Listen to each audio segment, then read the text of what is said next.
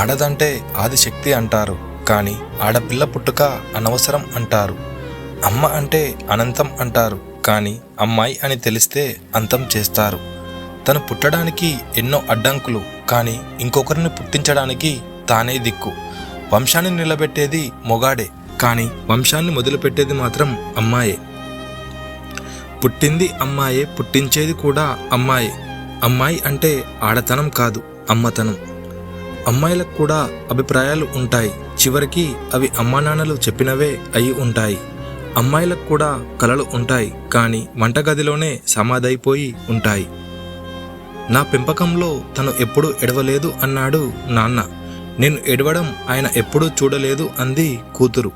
పెంచడం అంటే ప్రేమను పంచడం, బందీగా ఉంచడం కాదు.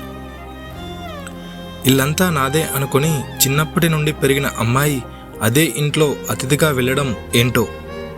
4 గోడల మధ్య వంట పాత్రల ఆవిరి సోకి అంట్లు తోమి నలుపెక్కిన ఆ చేతులను, ఆ చేతిపై చేతిగీతలుగా మారిన కత్తిఘాట్లను ఏ గోరింటాకు మాత్రం దాచగలదు?